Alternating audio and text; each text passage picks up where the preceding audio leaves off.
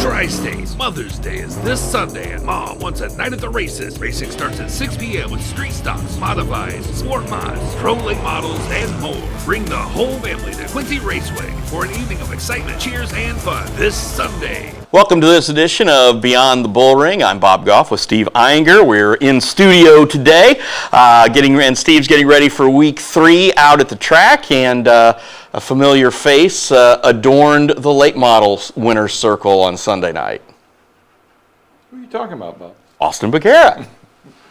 Austin Becerra. Becerra, sorry. Well, familiar in that he was in the winner's circle. Yeah. But he's still a babe in the late models, and the guy is still awesome. Yeah. No, I meant that in the fact that he wins. Whenever he comes up here, he seems to do really, really well. He doesn't come with a bad car, let's put it that way. Yeah. And he was very complimentary of the track and the conditions and everything. So the only bad part, I knew what his answer would be afterwards when I was able to talk to him.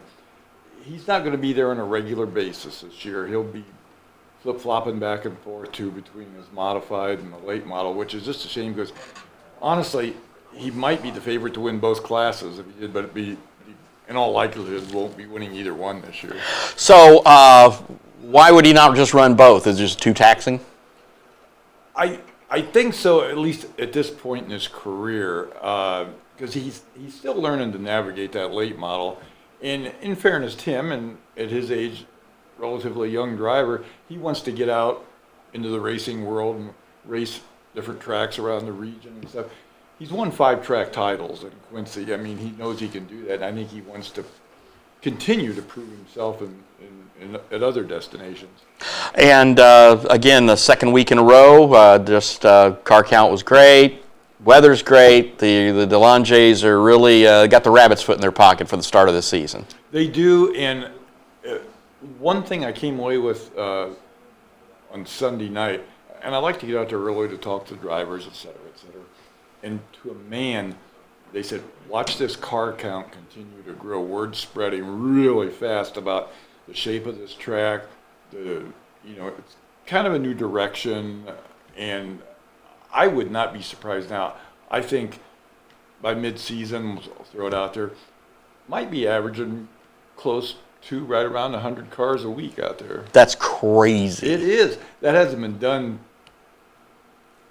20 or more years. Oh, yeah. You got to go back to probably the early to mid-'90s, back when I had hair, when I was calling races out there for those kind of car counts. So, well, so if not Becerra, how's everybody else doing in that late model class after the first 2 weeks?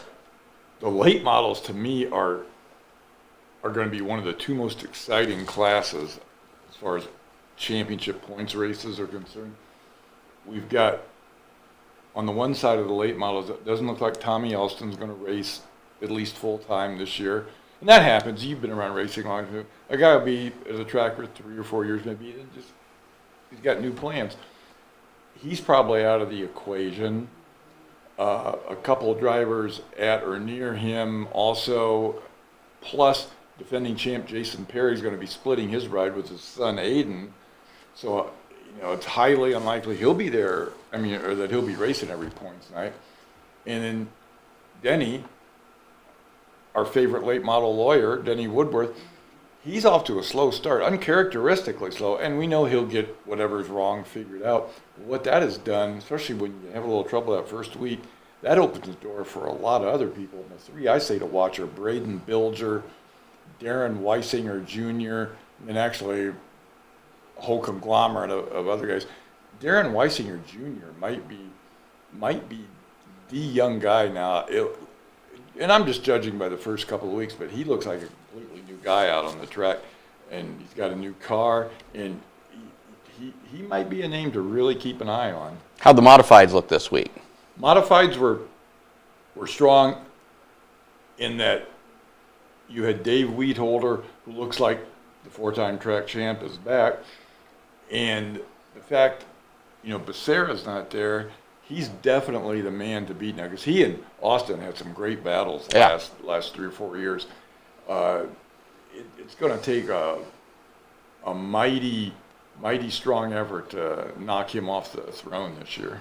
And when you talk about the high car counts, I mean, obviously the top two classes we talk about a lot and everything. But again, when you get the car counts up in the lower classes, where the guys and sometimes gals are just first getting started, that's kind of your feeder system or your farm system. How are those numbers looking early on?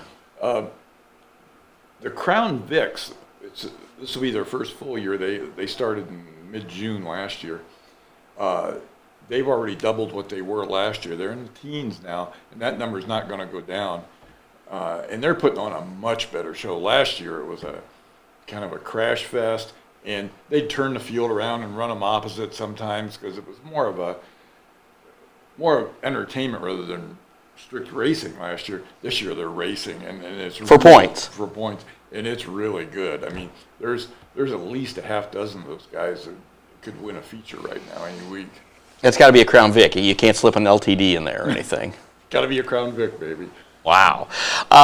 And again, well, what about if you want to use your Crown Vic for a demo car? I mean, sometimes a lot of those older cars, we're going to get to a point someday where we're not going to have these tanks out there to use for like a Crown Vic race or demo derbies and stuff like that. We're going to be out there in Toyota Camrys trying to bang around on the track. I just hope I live long enough to see that. And another class you didn't mention at least yet are the sport mods. Yes. And Tanner Klingel's the defending champ, but right now I'd say there's at least 5 solid title contenders in that one. And my dark horse, and that's not a derogatory remark for this driver, but the way he came on last year and what I see really this year is AJ Trenier. I'm not saying he'll win it necessarily, but he was in the hunt all last season, and he hasn't gotten worse. Let's put it that way. So, Tanner, AJ, and like I said, about 3 or 4 others, including some out-of-town drivers who the fans are still getting used to, 1 or 2 of those guys. But that race is going to go on forever. I mean, this season. Nobody's going to have that wrapped up by the 1st of August or anything. This Sunday, Mother's Day.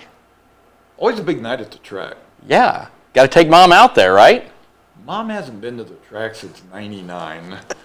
Not your mom. Not your wife, I should say. I'm talking about everybody else. Take your mom racing. Oh, yeah. Take her out to the Bullring. Buy her a big dog at the Bullring.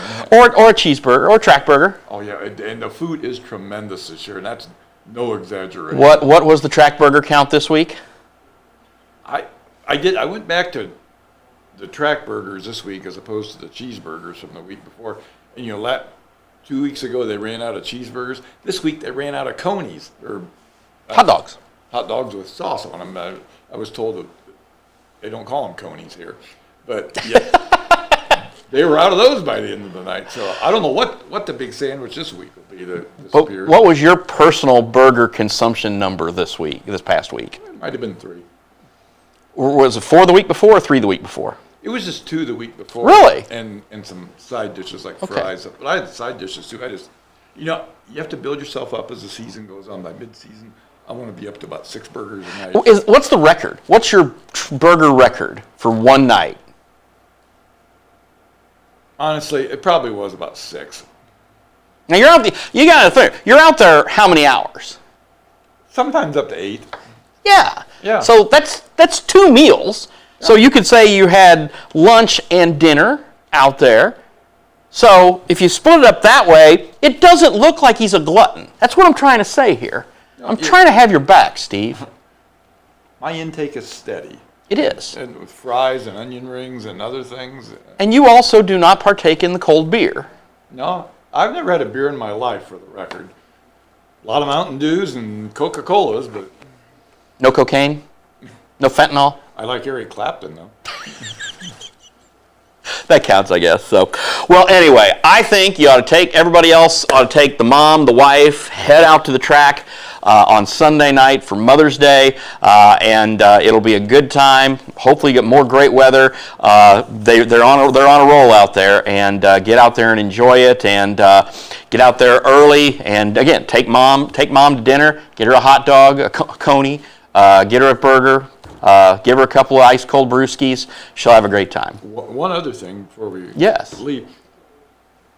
It's going to be like a double header this week. You got Sunday night and you got Friday night. There's no racing a week from Sunday because Friday night I think it's the Mars cars. I always get my initials mixed up. It's not in front of me. But it'd be a great late model special.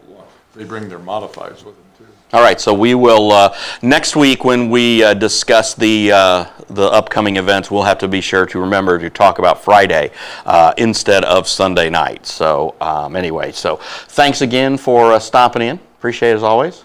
We'll see you at the track. All right, thank you all for watching this week's episode of Beyond the Bullring. Tri-State's Mother's Day is this Sunday, and Mom wants a night at the races. Racing starts at 6 p.m. with street stocks, modifies, sport mods, pro late models, and more. Bring the whole family to Quincy Raceway for an evening of excitement, cheers, and fun this Sunday.